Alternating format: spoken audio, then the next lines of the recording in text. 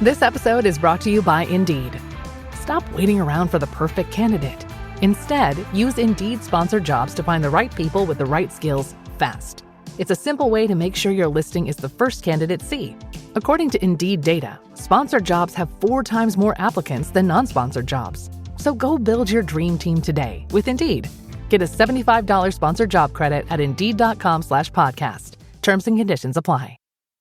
Ryan Reynolds here from Mint Mobile with a message for everyone paying big wireless way too much.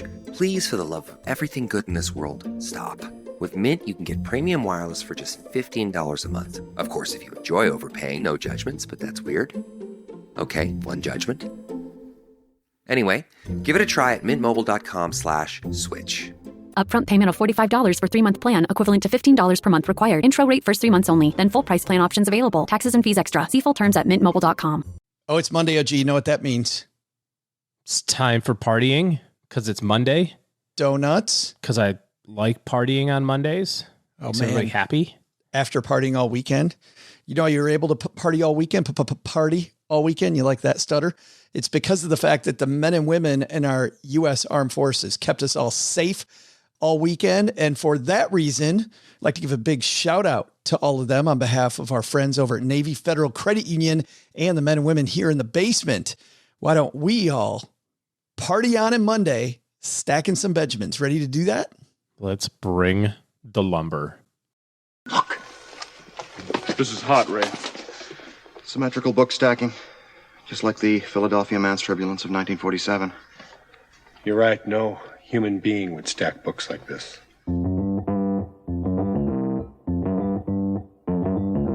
Live from Joe's mom's basement, it's the Stacking Benjamin Show.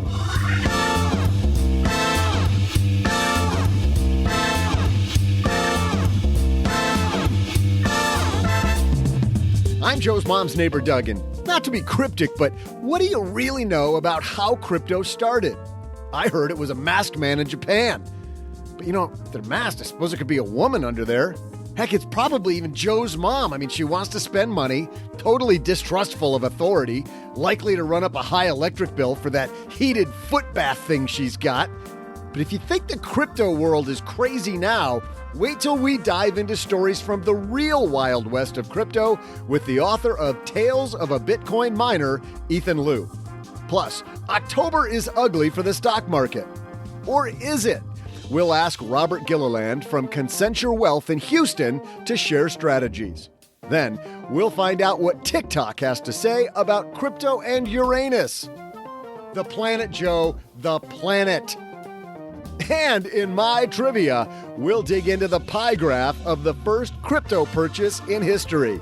And now, 2 guys, one of which looks like he's from the crypt but waited too long to get into crypto.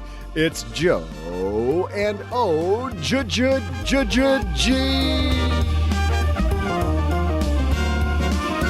He's looking right at you, man. Looking right at you. Mm-hmm. Not me. Yeah, except I wasn't too late. I was early. I got my Shibubu. You're in on the beginning? beginning? I got my Shibubu coin. I have 58 million Shibubus, or whatever it's called. I got the Shababa, which apparently wasn't worth anything. Hey, everybody, welcome to Bad Crypto Purchases for the Win podcast. I'm Joe Saul-Sehy, Average Joe Money on Twitter. And across the card table from me, celebrating another glorious Monday, it's Mr. OG. What's up? I still got Camp 5 voice going. I was at this camp about a week ago, and I still have not gotten over it. On Wednesday show, we're going to play actually some of the stories that Doc G and I heard at the camp. By the way, speaking of Doc G, he's also here, as you know, OG. He's going to be the one doing the interview with Ethan Liu. And if you've never heard a Doc G interview, you are in for a treat, because this guy knows how to dive deep on his show, Earn and Invest. And he's doing the same, talking about the history of Bitcoin. All I remember about the early days of Bitcoin, and shame on me, I remember my brother-in-law, being one of those people that talked about it like it was CrossFit. And I was like, yeah, dude, just please leave me alone. Just leave me alone. And I remember over the holidays watching one of those early bowl games. You know how they have like the garbagedumpster.com bowl? Yes. Whatever those early bowls are. One was like some early mining company or wallet company. And I remember just completely trashing it when that happened, and what a moron I was. All you had to do was just put $1,000 in it way back when. Had I known. And the phone number now would go, we're sorry. The number you've called is no longer in service. Yes, no podcast today because you can't podcast from a private island. Because I'm a gazillionaire. And mama said I ain't got to worry about money no more. But we did report on all of the nefarious activity going on a lot because it was the Wild West. But Ethan Liu here with Doc G. Man, we got our TikTok minute. We've got a great headline with Robert Gilliland from Concentra Wealth. But first, well, there's nothing that relieves stress more when you have had a long day, you are completely fried, and you're thinking to yourself, maybe I'll just go out to dinner. But then you think about all those calories, all that money out of your wallet, and then you realize that you can eat healthy because you found Factor. Factor is ready in 2 minutes. Factor shops, preps, cooks, and delivers straight to your door, so you have more time for everything you love this spring, and you don't have to worry about eating healthy and going outside your budget because you've got the food sitting there in the fridge that you had pre-planned. What is Factor? Well, Factor has meals built around your goals, whether that's weight loss, overall nutrition, more protein, or GLP-1 support for strength and workout recovery. Check out Factor's Muscle Pro collection. Every meal's crafted with functional ingredients, lean proteins, colorful veggies, whole foods, and healthy fats. Factor bans 175 plus ingredients. No artificial colors or sweeteners, no high fructose corn syrup, no refined seed oils, just nutrient-dense foods. It's fresh, never frozen, over 100 rotating weekly meals, including globally inspired flavors like Mediterranean and Asian, so there's always something new to look forward to. I use Factor. I think you're going to love it too. Head to factormeals.com/SB50off, stackers, and use code SB50off, and you're going to get 50% off and free daily greens per box with new subscriptions only while supplies last until 9/27/2026. All right, time for us to roll into some headlines. Hello, darlings. And now, it's time for your favorite part of the show, our Stacking Benjamin's Headlines. Our headline today comes to us from Yahoo Finance, and it is written by Don Alcott. And Don writes, why you shouldn't worry about an October stock market crash. I know every year, OG, October looked on kind of, everybody gets a little worried because the October madness comes about, and we've successfully made it now through halfway through the month without, well, as of the time we record this, without some bad stuff happening. Don writes, we've been hearing the whispering for weeks. Prospective government shutdown, ongoing debt ceiling debate, combined with U.S. Treasury bond yields continuing to rise, seems like the makings of an almost perfect storm for a stock market crash later this month. Plus, the market always crashes in October. Or does it?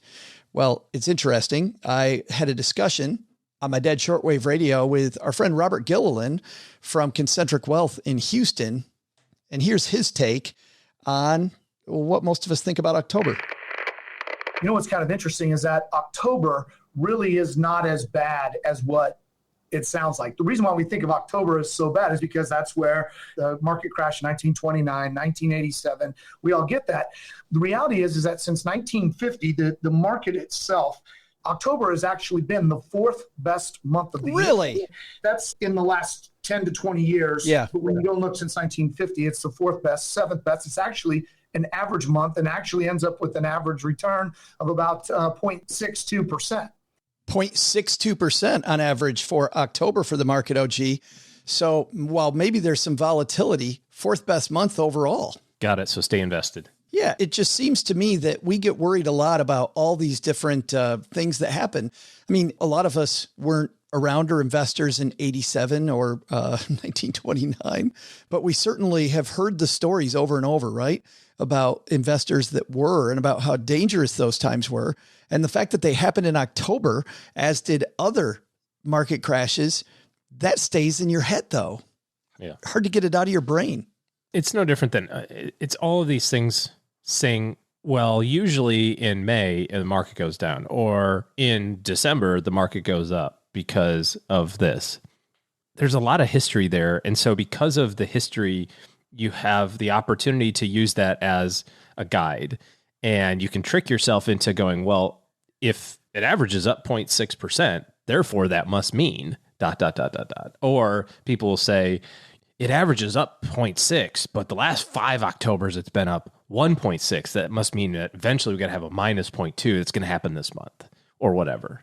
History is a guide as it relates to big picture things like stocks work in the long run, and there's probably a recession every 5 to 6 years. And the inter-year highs and lows of the market are going to be plus and minus 15%. Like you're going to get a minus 15 every year. That sort of stuff helps kind of shape our mind as it relates to volatility. But using it as a market timing device, I think is a big miss because nobody knows what's going to happen tomorrow. I love the phrase that has stuck with me for a really long time. The market figures out a way to disappoint the greatest number of people.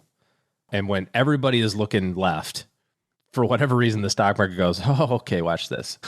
Well, he and I talked, and I won't play this clip, but he and I talked about September as well.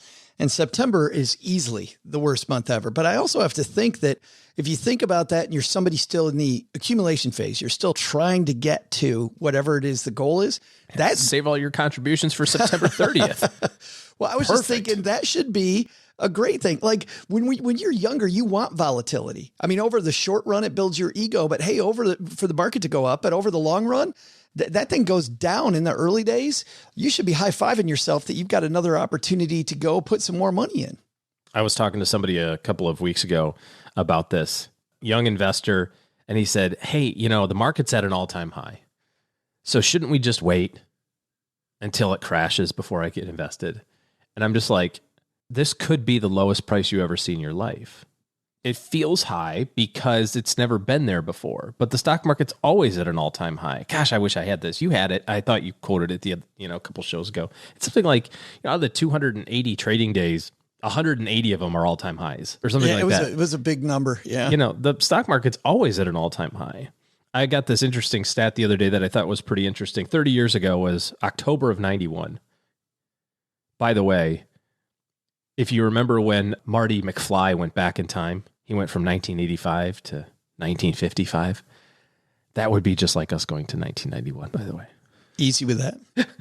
Don't say that. Which is bleeping crazy. Yeah. So a lot of different stuff going on in 91, right? So quiz question. What was the S&P at October 91?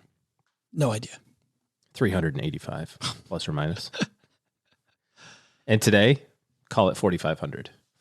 Right? So what did you have to do over these past 30 years to get an 11x return on your money? Stay invested. Absolutely nothing. You had to get through long-term capital management, Russian debt crisis, Y2K, recession in 2007. All those October stock drops that Robert's talking about. All the October stock drops. Think about October 91. That was just 3 years after 87 or 4 years after 87. Right. Talk about recency bias. Like, I'm out. It's October.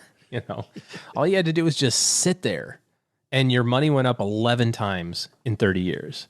And if you're 35 today or you're 40 or you're 50, what do you got to do for the next 30 years?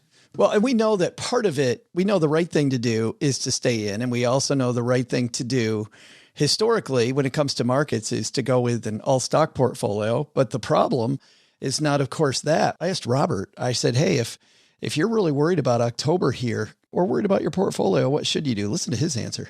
If you're worried about the volatility and where your portfolio is, that means you're probably taking way too much risk as it is. So what you have to do is you have to pick your price. The thing that we tell clients, especially if they're pre-retirees or recently or retired, is make sure you have enough cash to maintain your living expenses. When you have enough money to cash flow to meet your living expenses, then you don't have to worry about the day-to-day management of day-to-day movements of the market, and you can pay attention to the right types of investments.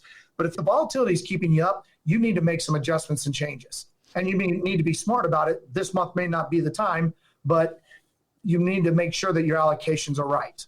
It's interesting when he talks about making it through, that emergency fund comes in, and yet so many people like, I don't need the emergency fund, OG. I don't need the emergency fund. And it's not about optimization. And yeah, you're getting a low rate of return, but the fact that you can sleep at night because you don't got to worry. I love what Robert's saying there. Well, there's two sides to this. If you're 35, if you're 45, if you're 55 and still 10 years from retirement, you should never look at what the stock market does on a daily basis or a monthly basis. What's the point?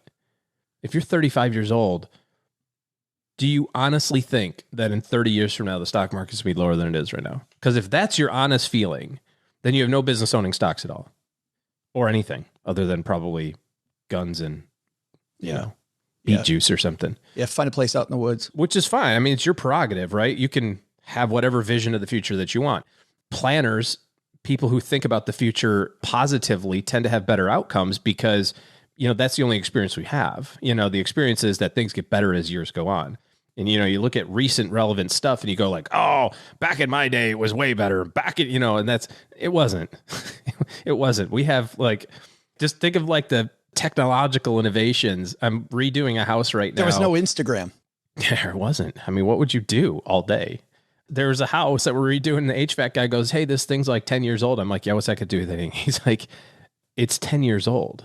There's so much better stuff now, technology-wise. Trust me, the future is going to be better. So if you've got 30 years of your time horizon, who gives a crap what the stock market's doing? And yes, you need a cash reserve, but your cash reserve right now is to avoid getting into debt and avoid if you're out of work for a period of time and that sort of thing, like emergencies. I totally agree with you logically, but I'm not talking about logic.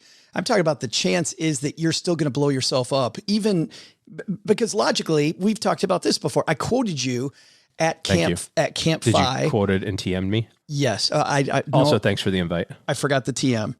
But I quoted you about how the stock market could go down 14%. We're not in a bear market. Everybody can sit here and say, yeah, 14%, no big deal. But if you've got $2 million in the market and you're right on top of your retirement goal, you're not down 14%. You're down $250,000.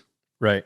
And what the cash reserve does has nothing to do with the numbers of the logic that you're applying, OG. To me, what it is you can ride it out. You can ride it out. You can rest at night. That's 100% right. I mean, that's why I'm saying there's two different sides of that. If you're accumulating, your emergency fund is for emergencies. If you're getting close to retirement, your cash reserve or emergency fund is so that you can stay fully invested, so that you don't have to take money out when the market goes down. The problem isn't market volatility. The problem is you. Yes. The problem is having to sell stuff to put food on the table when the market's down, right? Think about the person who retired in January of 2020. They don't have any cash reserve. They're just like, I'm going to live on 4% of my portfolio. I'm going to take this money out. And October 30th, you know, they've got to take out money to put food on the table for April. They've got to pay the electric bill. They've got, you know, the car payment or whatever it is. Because of the fact that the distribution has to happen on a frequent basis, you need that flexibility so that you've got a choice. So yeah, you look at the cash and say, well, it's inefficient to have money, you know, sitting in cash. But if you have 2 years of cash and 90%, literally 90, the other 90% is in the market, that cash allows that money to stay in the market. Then your portfolio continues to grow, and eventually you get so far ahead of your income needs that then you don't even care what the market volatility does. In your example, you said $2 million, you're living on $80,000 a year, right? Finger in the wind, 4% rule. Well, what if you had $80,000 expenses, but you had $5.5 million? Do you care if the market goes down 20% or 30% or 40%? Of course. Well, I mean, yes, you care, but you don't care from an income standpoint. Yeah. If you're going to be financially independent, if you're going to retire and you're like, oh, I just got it. I hit 2 million, bam, I can go.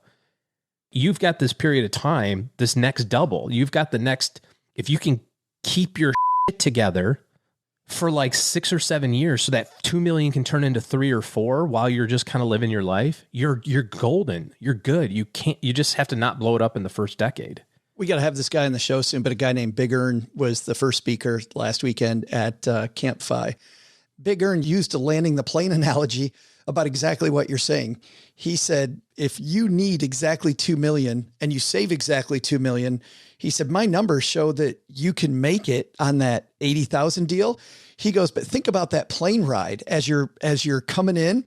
He's like, you know, the cockpit is half on fire, smoke all over the place. Like you're barely going to make it. And is that a fun ride? Because once you get to those withdrawal years, as you know, that withdrawal is scary. You all of a sudden have a burn rate. And even though the math will tell you, yeah, you're going to be okay. That's like you're coming in for the landing. And you've had one of those crosswind landings where it says that you have a gallon of gas left, but you're like, do I really? How accurate is this?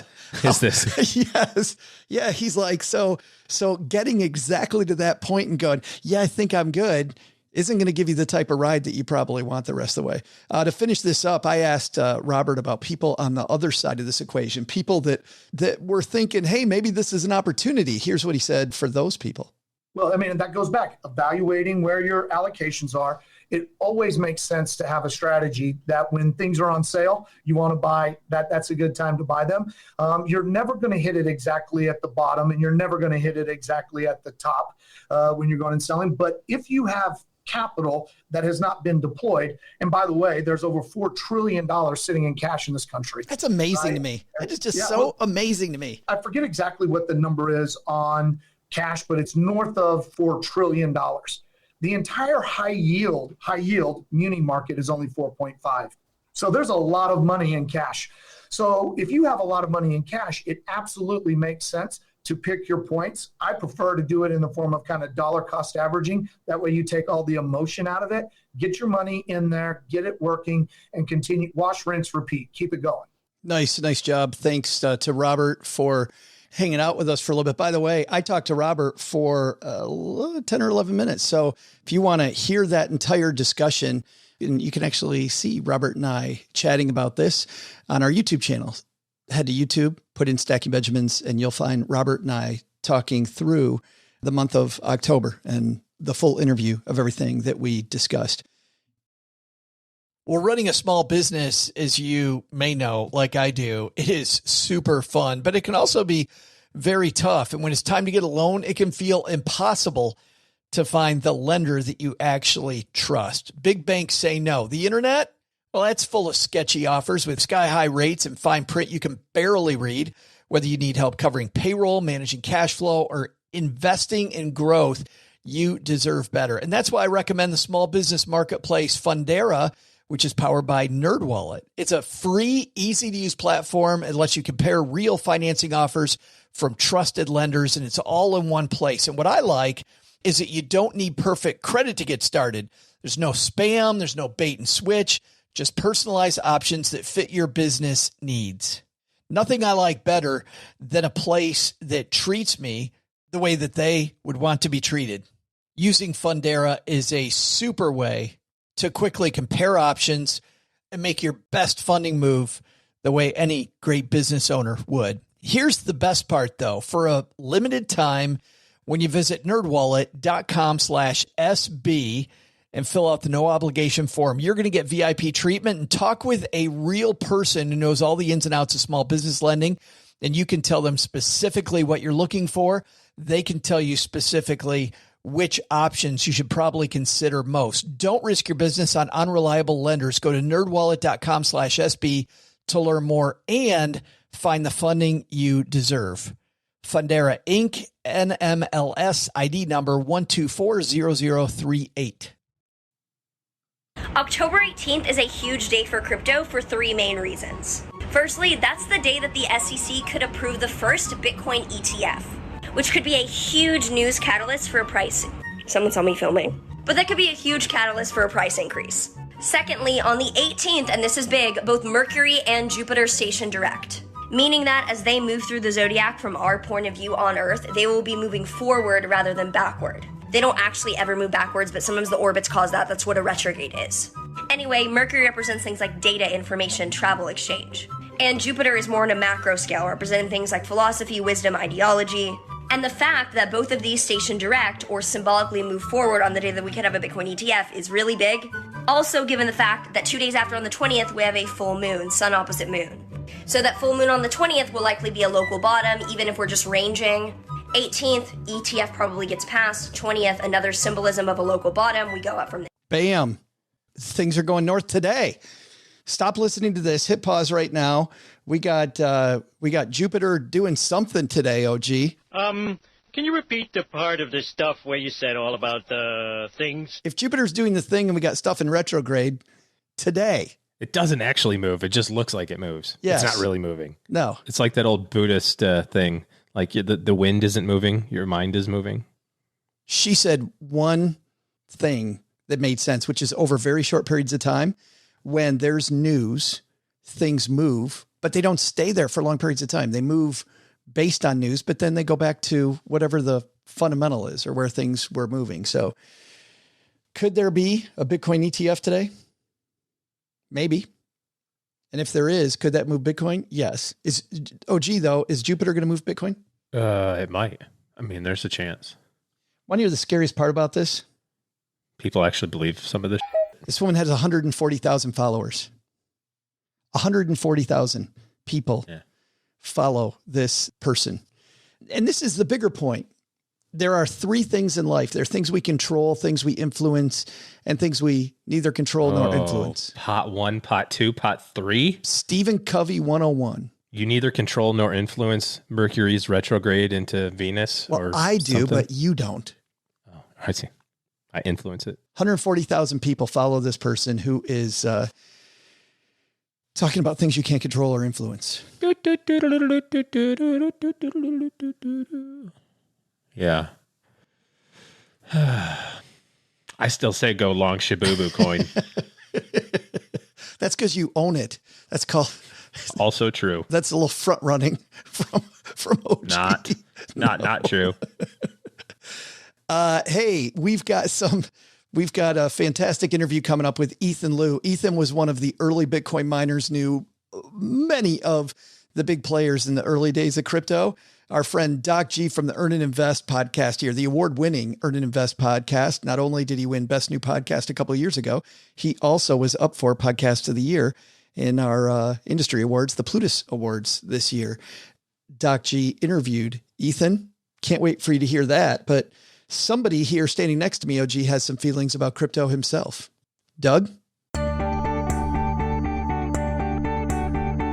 Hey there, stackers. I'm Joe's mom's neighbor, Doug. You know, back in the beginning of crypto, I thought I was an early investor, but it turned out it was just some foil-wrapped milk chocolates in the shape of coins that they could have appreciated. But, they didn't last through the night. Heard of Hot Pockets? Well, it was pretty warm in my pocket that night. But I've made some other sweet investments. We don't all need crypto.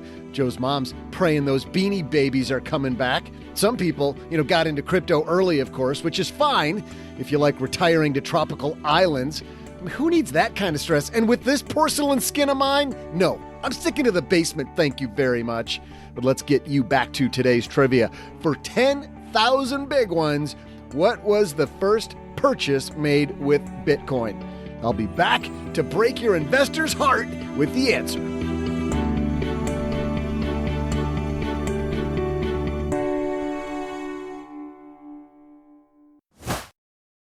In business, there is no room for guesswork. Every shipment matters. Every deadline counts. And when you're trying to keep operations running smoothly, the last thing you need is uncertainty.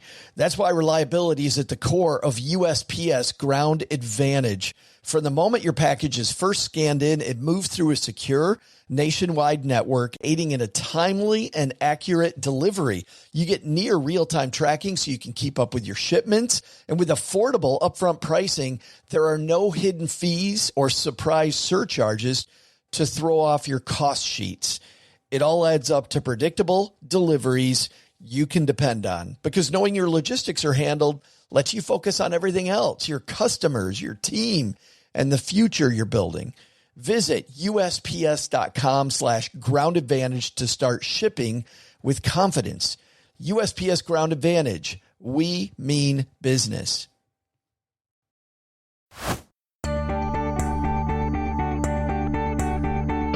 Hey there, stackers. I'm Joe's mom's neighbor, Doug. So you think it's too late to get into crypto? There's one here called KenCoin. Looks pretty interesting. You could get in early on that. Probably not as valuable as Barbie coin, but still interesting. Bitcoin used to be so cheap. I could afford at least one Bitcoin in today's dollars, right? Let's look this up. What's it trading for here? What? No, Come on. This is a joke, right? 56,000. No.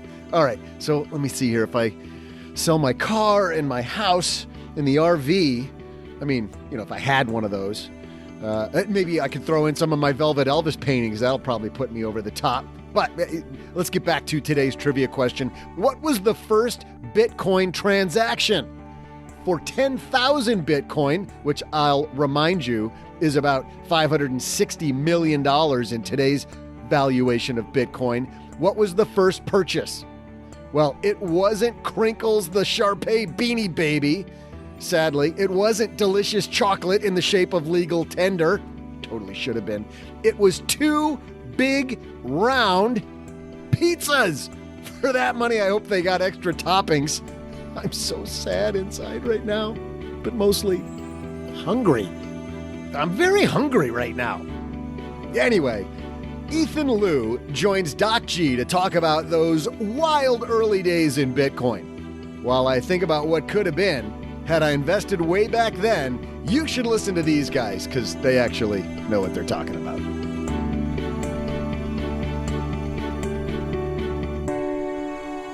Welcome down to the basement, author of Once a Bitcoin Miner, Scandal and Turmoil in the Cryptocurrency Wild West, our new friend, Ethan Liu. It's great to have you here. Tell me, are we still in the crypto Wild West today? Thank you for having me. And absolutely, I think we are still in the Wild West. We are still in the very early stages, and it'll take a long time before we exit that phase. Did I even see that Bitcoin got up to 55,000 recently? Yeah, it was very brief. I don't think it stayed there for a while, but bull market's on the way back up. So I want to jump into your book because it's fascinating. In the first chapter, you allude to the genesis of Bitcoin right around the time of the banking scandal and bailouts during the 2008 economic crisis. And I'm going to quote you here. You write, Bitcoin was spawned from an opposition to the financial status of the world, a frustration against the same bleakness that had surrounded me my whole life. It was perhaps natural that eventually it would pull me in. Tell me, how were you first introduced to Bitcoin and how did it pull you in?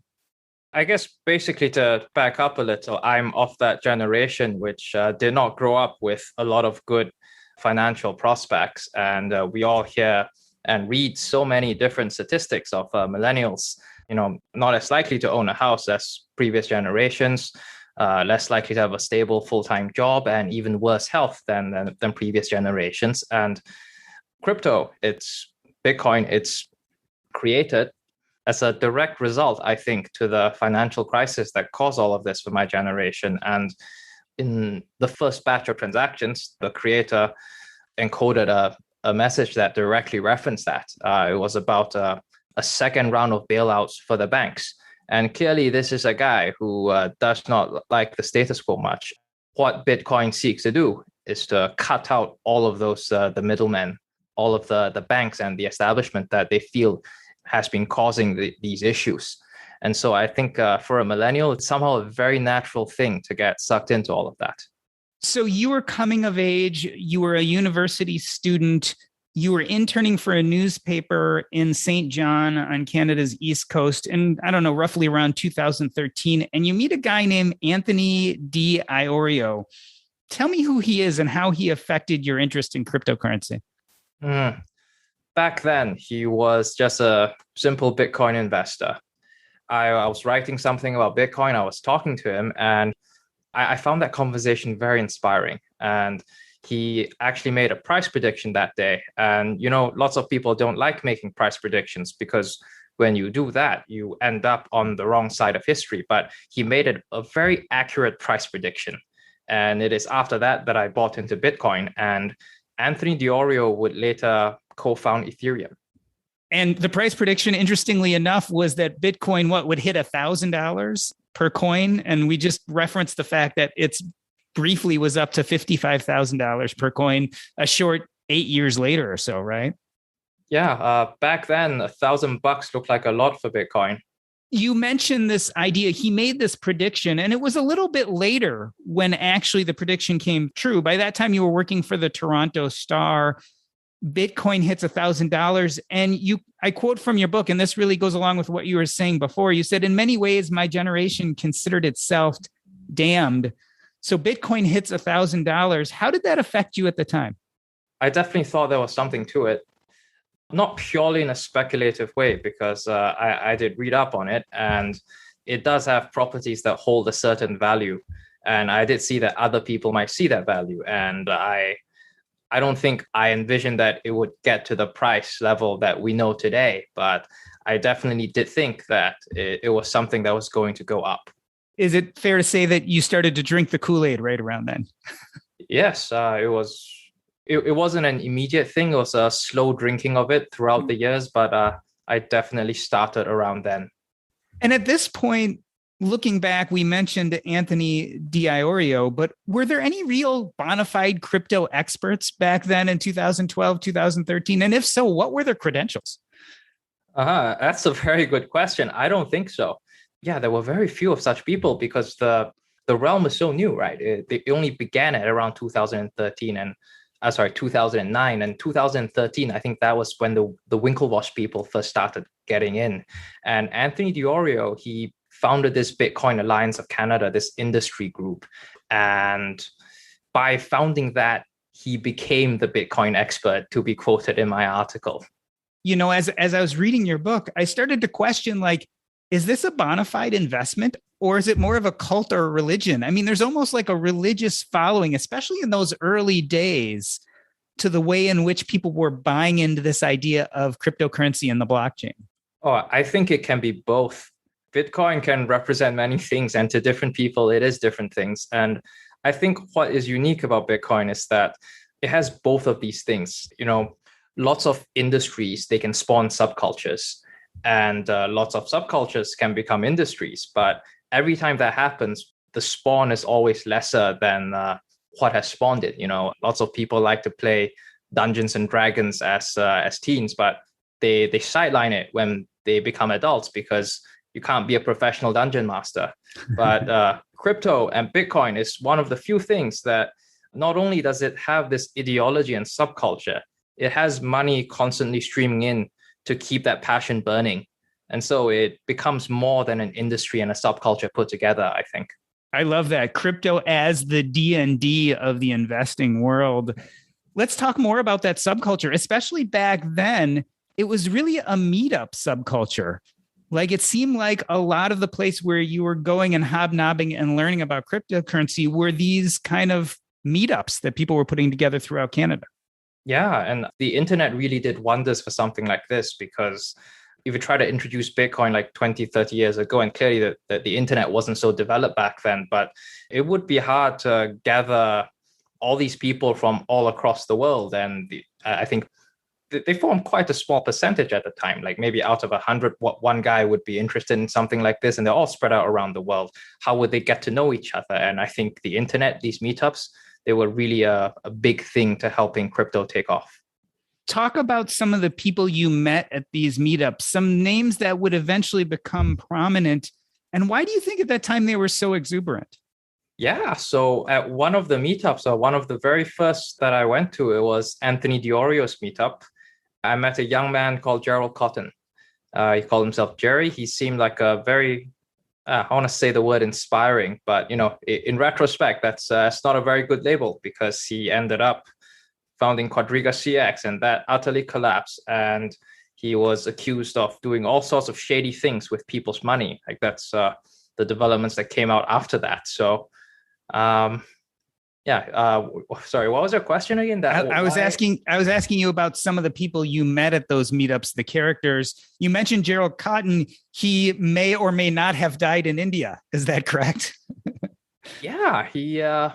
I think in the beginning, I like to think that he died, but in the book, I also write that some weird guy from Russia tried to sell me information that he says is proof that he didn't die. I don't think all that information about his shady dealings, they came to light, and people, like me, some people are still thinking that he was a nice guy. But afterward, all of this came out, and could he have died in India? Could he have not died in India and ran away? I think it's very possible, but I wouldn't try to put a pin on that. Yeah, there was a push to exhume his body to prove that he had actually died and not absconded with everyone's money. So at some point, Bitcoin rises higher and higher, and you get fairly obsessed with it, right? I mean, you by that time were working as a journalist. I think you were working for Reuters, and it became kind of went from a passion to obsession. Is that fair to say? Yeah, I got deeper and deeper down that rabbit hole and drank more and more of that Kool-Aid. And I started more actively trading. My daily consumption of news, I would cut out some of the mainstream news and I would fill that gap with crypto news and crypto developments. And at some point, you left your job and started working in crypto only, and you set up your own kind of mining operation. Is that right? Yeah, and that was when the proverbial crossing of the threshold. That was when that happened, and that was when I truly got really deep into this world. What do you think pushed you to finally cross that threshold? Well, as I write in the book, it's quite a lot of factors, and our brains we make decisions sometimes before we realize it, and there are studies that show this. When we actively weigh the pros and cons, a lot of the times we're just justifying to ourselves a commitment already made. And the reason for that, it goes back to, I think, a lot of the events earlier in my life, growing up not with a lot of money and maturing into bleak economic circumstances and discovering Bitcoin back then. And also sometimes I'm described as a bit of an eccentric guy. I like adventures. I have a tolerance for risk. I like doing unconventional hobbies. So I think all of that put together was what truly pushed me past that threshold. So I'm going to jump forward a little bit. Through the 2000 teens, the price of Bitcoin went up and down. You saw your own wealth expand. At some point, did you start saying, okay, I could be set for life here if I just get this right? Yeah. Well, that thought did cross my mind, but I don't think I was ever that wealthy to be truly set for life. I think these days, $1 million isn't what it used to be. At the peak, if I were like 55 years old, I probably could have been set for life. But I'm a fairly young man and still have lots of years left to live. Inflation is a thing. It indeed is. Tell me what happened to some of those early adopters. So being part of that meetup culture, you were around a lot of the people who got in early on crypto and created some of these early businesses. How did they fare through the 2000 teens? Well, I think one of them is definitely Anthony DiOrio. And I find this quite interesting because he was already quite wealthy when he got into it. He was doing lots of property stuff. He was an entrepreneur before it. And he co-founded Ethereum. And this is depicted in another book. There was a fallout within the Ethereum world. And he ultimately chose to leave crypto altogether. Back then, I remember I watched him speak at a conference. I met him there, and he was basically abandoning crypto for philanthropy. And I think recently there was another announcement from him that he was selling a lot of his crypto, if I'm not wrong. Was that a common story arc? Some of those early adopters, I know some got out for legal reasons, but even those who had been successful, it sounds like it was a wild ride. Was there a certain amount of burnout that you're seeing as the years go by? Yes and no. So there definitely is a certain amount of burnout. Crypto is a place where time moves faster. You're like one of those stormtroopers in Star Wars. They age at twice the rate of ordinary humans. But the normal markets, I remember when I was at Reuters, if an oil company moves like 5%, I'll get a frantic call from my editor, like, what happened? Why did this move 5%? But crypto, like that can happen in like just one morning, and that will be an unspectacular event. So, and especially for a fast developing field, you definitely go through a lot as an early adopter. But I think even Anthony DiOrio, he didn't sell off all of his crypto, and he might come back one day, and he probably still holds a lot of crypto. And I think that holds true for lots of early adopters as well. We already talked a little bit about Jerry Cotton and some of the legal problems that he got into.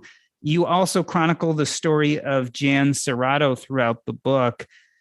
Tell me about the legal issues that some of these early adopters faced. I see this dichotomy of one spectacular wealth building, but the other side was that, a lot of people here were pushing the boundaries and facing legal consequences because of it. Yeah, I think this speaks to how when we say the cryptosphere is the Wild West, I don't necessarily think that's a bad thing. The Wild West, at times, it can be awesome. why do people seek out the West? You have idealists plotting revolution. You have the restless seeking adventure.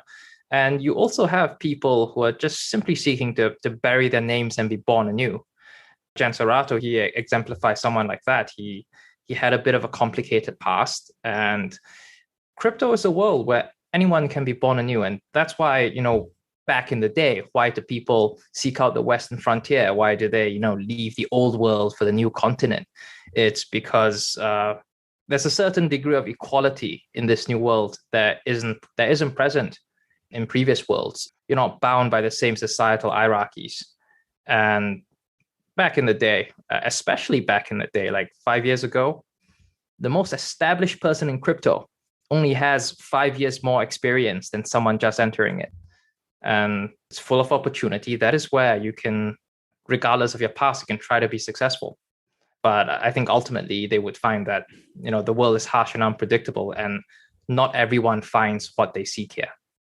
Did you find what you were seeking when you got into cryptocurrency? Looking back, 2021, did you find what you were looking for? I don't think so, because I don't even remember what I was seeking. I think that there's a line in this book I described, like I was just walking about and all the streets look just indistinguishable. I just don't know where I am anymore. So let's look at this at a more global level. There are lots of us out here who are trying to be savvy investors. And part of being a savvy investor is being an early adopter. Looking at the story of cryptocurrency, can we learn anything about how you become an early adopter and get in when the getting's good, so to speak, the way some of the people did with crypto? How do we do that in the future? Are there any lessons to be learned here? I think a lot of it is simply down to luck. A lot of the, I guess maybe not a lot, but quite a few of the crypto big shots, people who've made a lot of money in crypto, they started off as drug dealers on the dark web. Sometimes you're just lucky, but luck is also manufactured, and there are studies done on luck. You're not just simply lucky. Things don't just fall into people's laps. Studies show that lucky people are those, they simply are on the lookout for opportunities. Like, if I remember correctly, the study was that they got participants to read a newspaper, and they're supposed to read the whole thing and summarize it. But on the second page, there's this ad that says, if you see this, stop reading and you get $100 right now. And they did on two groups. One was people who considered themselves lucky, and one was people who, didn't necessarily consider themselves so. And the people who considered themselves lucky, they all saw that ad. And how do you catch these waves and perhaps, be more open to opportunity? If you could give your younger self advice right at the beginning of the crypto wave, as you were watching yourself go through this, would you have told yourself to jump wholeheartedly in or to run as fast as you can the other way? Oh, I would have told myself to jump wholeheartedly in. I did make quite a lot of money in crypto, and which is very good, but we all have these stories that, I could have made even more. I know this guy, early investor in Ethereum. He got in when it was a few cents, and it eventually got to I think $10 or something. And he sold everything and he made like $60,000. He was very happy. He thought it was a lot of money, but if he had held on to it all the way until now, it would have been like tens of millions. Now, we mentioned the fact that some of these bigger operators eventually had some legal issues. Did you ever worry yourself about getting into legal jeopardy, given the fact that cryptocurrency was so new and the laws surrounding it weren't clear? For a while I did. And this is a very interesting thing, because I went to North Korea for a crypto conference. And while I was there, I met this guy called Virgil Griffith, who, as we all know, he pleaded guilty and he's getting like 6.5 years in prison. But back when he got arrested, so he's arrested for allegedly teaching North Korea how to dodge sanctions through blockchain. And it was at the very conference we were at. He was arrested for remarks he gave there. It was a big shock when he got arrested, because when we were at the conference, I was thinking it was going to be a total non-news event.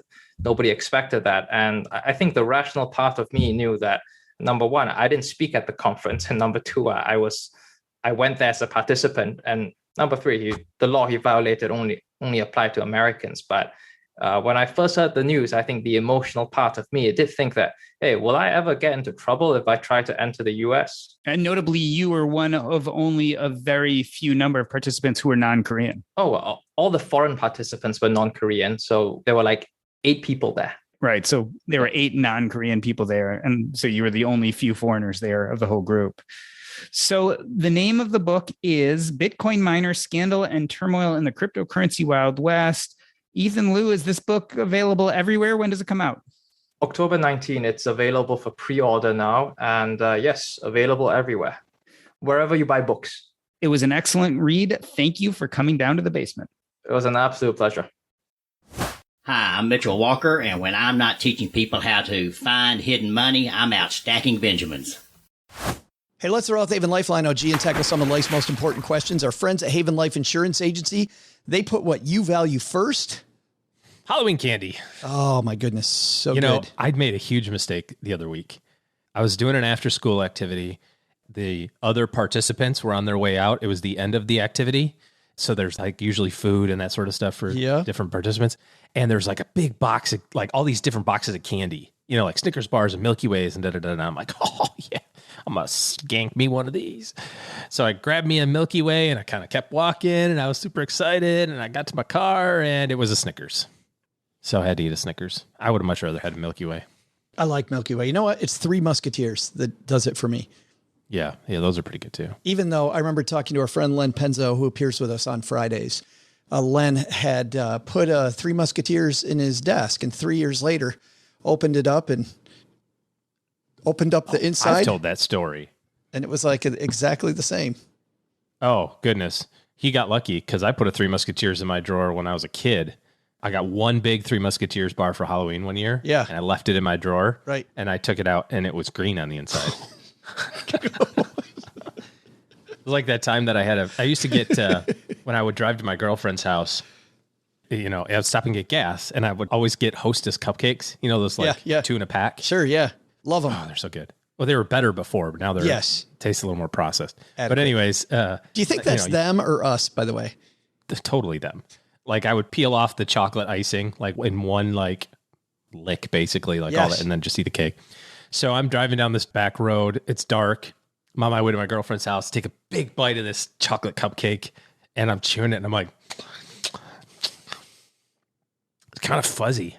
Like, what is that? No. And so I flipped the light on. Oh. And it was Stop green. It was green and fuzzy on the inside. Oh. Don't. I did not. So I don't eat Hostess cupcakes in the dark anymore. Here's the deal, guys. Do your Haven Lifeline questionnaire before you eat the Hostess cupcake. Yes, please. Hostess, if you want to sponsor the show. Send us a lifetime supply for apologies. Yes, we'll make sure they're not green on the inside. That's why which I'm sure is going to make them want to sponsor this.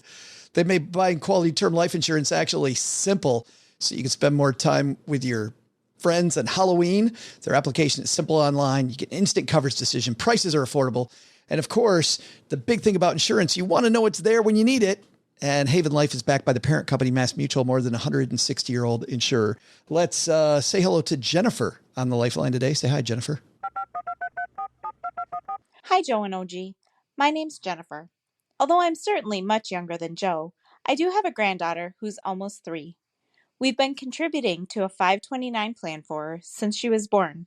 She was recently diagnosed with autism, and that makes her future even a little bit more uncertain than the typical kid. We're not sure what the best path is to take.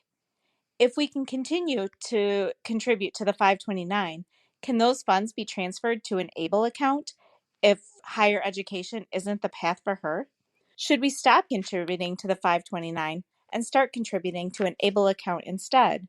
Or should we just make contributions to a regular brokerage account that can be used for her in the future? I'd really appreciate any insight you guys can offer. And if you happen to have any Stacking Benjamin swag in a 3T, she'd look great in it. Thank you. That is awesome. Jennifer, we are sending swag to you and her because if we can start them early, OG, on their Stacking Benjamin's journey, it's always better. Absolutely. So Jennifer, thanks for the question. And let's talk first about an ABLE account because there are a lot of people out there that may need this type of account. This is not the type of account that we talk a lot about on the show, OG, but man, this can help a lot of people.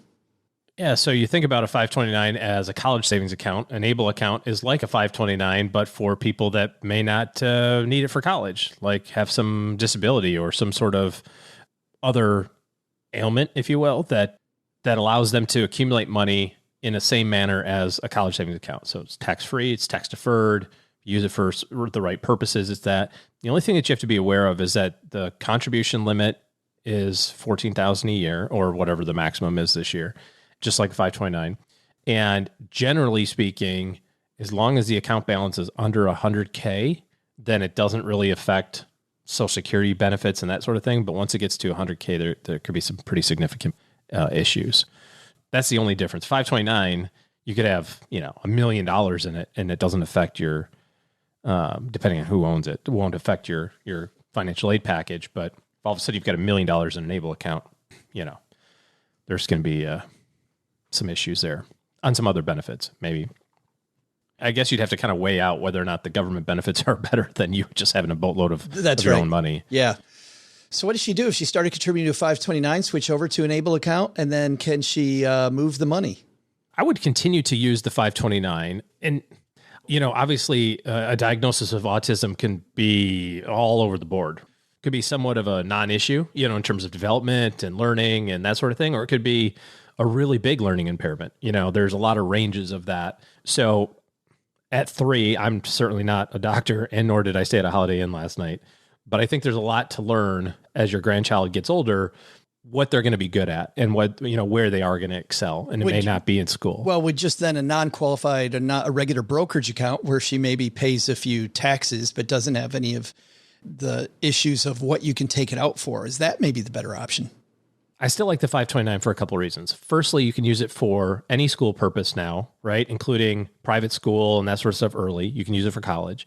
You can transfer it to an Enable account if you want, up to, $14,000 a year, $15,000 a year transfers from a 529. So you can still get it to an Enable account if you want, if you kind of go down that path and go, well, this is pretty clear. We're not going to use this for any schooling whatsoever. Yeah.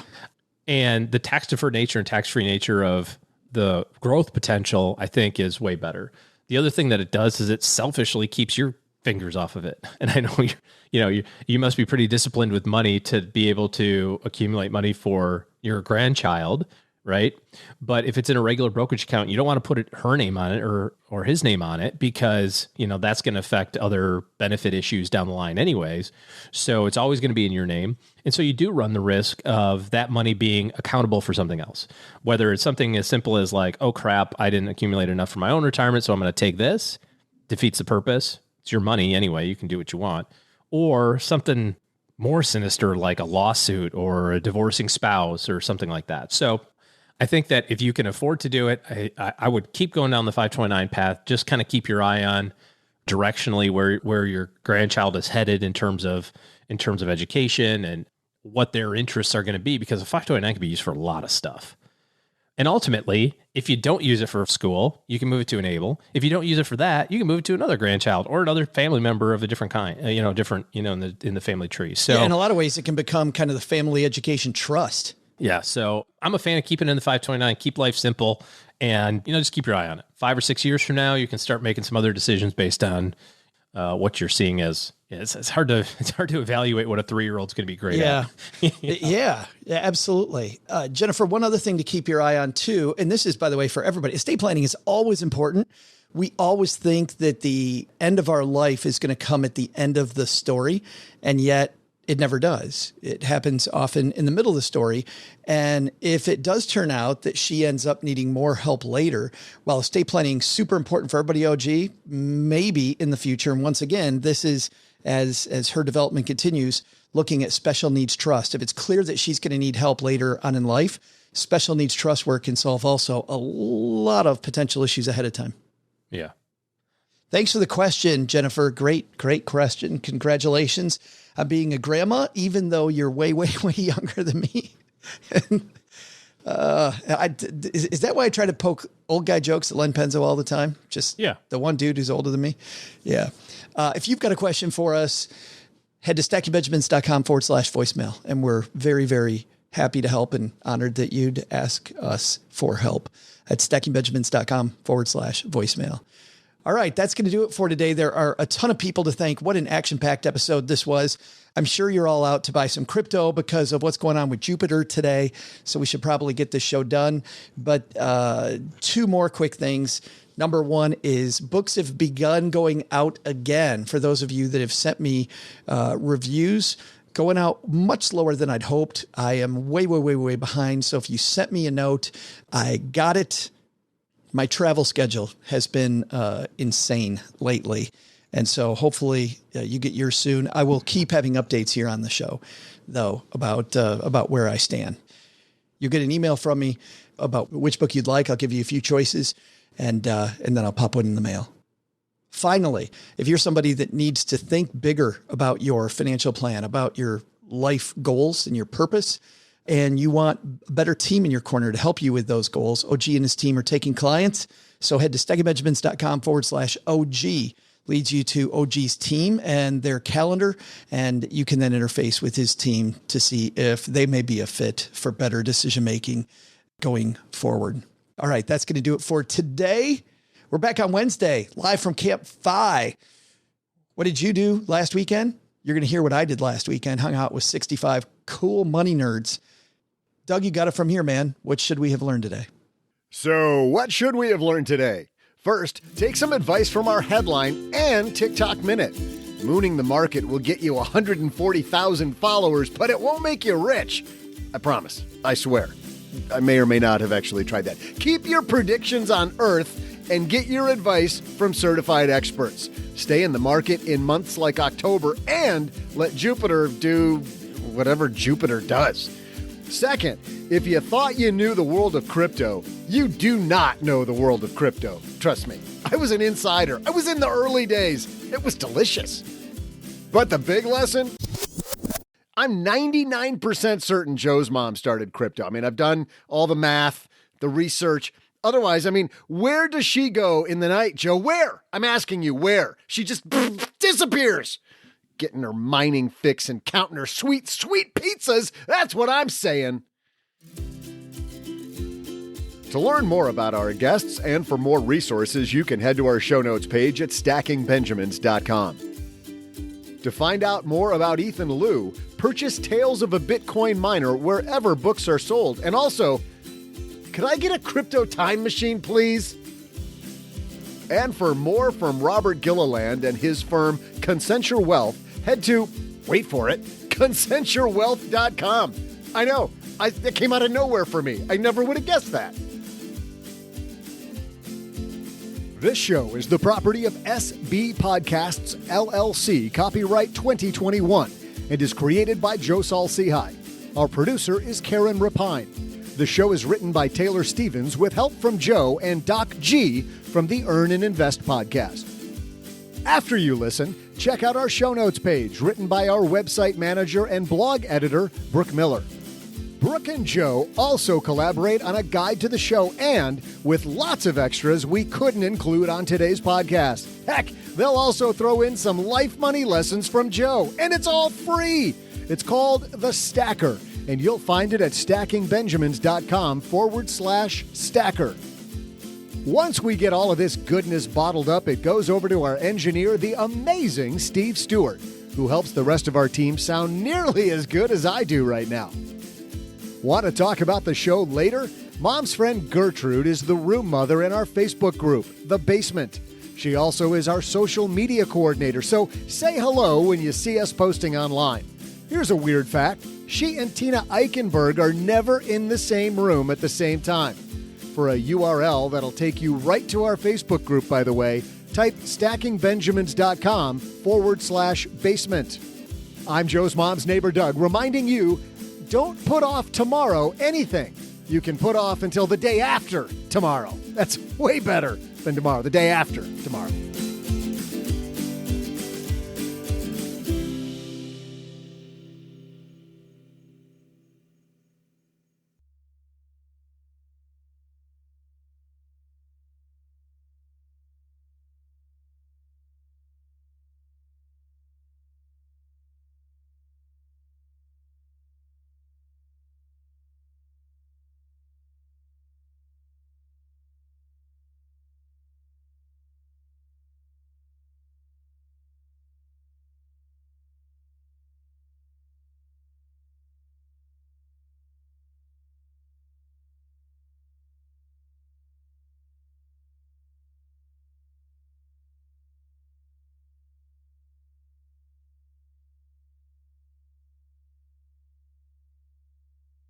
You hear a lot about TV shows and movies that I see, but this time OG's got one. This is a show on HBO called The Undoing.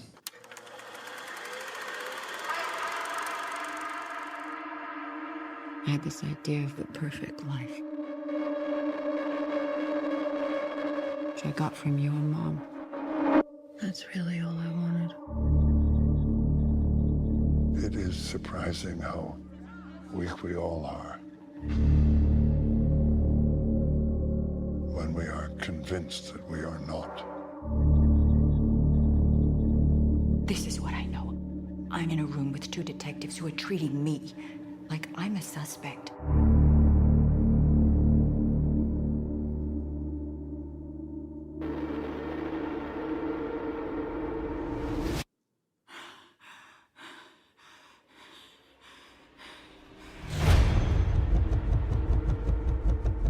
You have always seen things so clearly. How can you not see this now?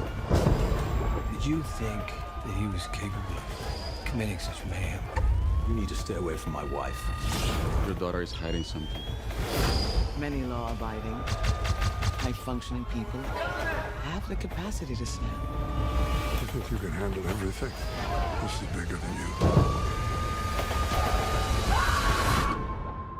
Exactly how weak do you think I am? So just from the trailer, we got Nicole Kidman, Hugh Grant, Donald Sutherland, and other people in this show. Looks like she's been accused of something really creepy. Said it was written and created by David E. Kelly, who made one of my favorite shows back in the day, which was The Practice. I absolutely love David E. Kelly's show, The Practice. Turned into Boston Legal. Yeah, Boston Legal. And Boston Legal was a little funnier, a little more irreverent than the Practice was a little grittier. But this looks like the kind of thing that would just captivate you. Have you seen that bit where they take What If Frozen, and they flip the lines around and make it like a horror flick? Yeah. Do you want to build a snowman? This seems like a horror flick. Yeah. So they take all these lines and they put them in this order, and it makes it seem like the way it is. So here's the kind of intro to it. It's only 6 episodes. I'm on episode 4. Mrs. OG is also keeping up with me and is enthralled by this. But basically it starts out, happy couple. He's a doctor. She's a psychiatrist. They live in New York City. They go to the bougie school, their kid goes to. And then there's a new person who kind of shows up in their life, a new mom to the group. And then throughout the first episode, you start kind of seeing all these different characters, and there's Donald Sutherland, who's her dad. And then all of a sudden something bad happens at the very end of the episode, kind of like we set it up for you. And then here's this bad thing. And now you have to start unraveling like what happened. And so all these different twists and turns of a series of events, so she's interviewed by the police.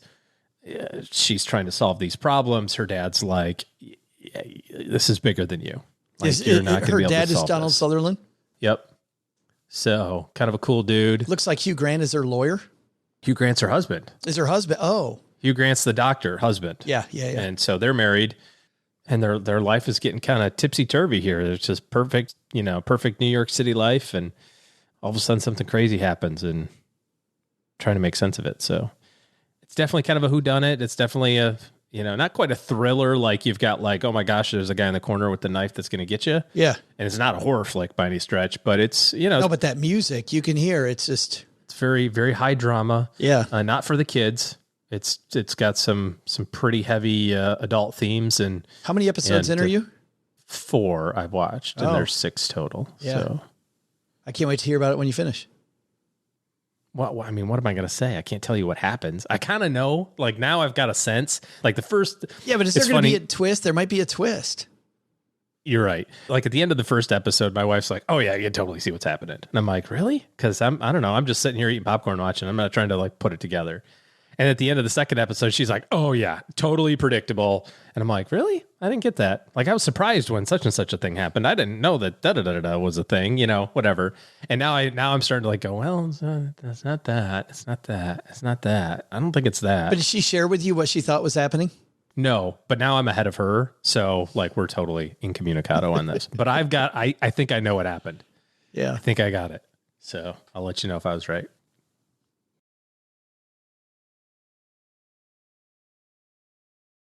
All right. Time for us to roll into some headlines. Rolling, rolling, rolling. Keep those ponies rolling. I don't know what that is. What is that from? Rawhide. The very next phrase. I don't think it's ponies though. Keep that cattle rolling. Keep the, oh boy. Keep the something has to keep rolling. Keep something rolling. That's all I know. Keep this It's definitely not joints. Podcast. No. Keep this podcast rolling. What's that joke? Whenever I roll a joint, it's my ankle. Ah, nice. Yes.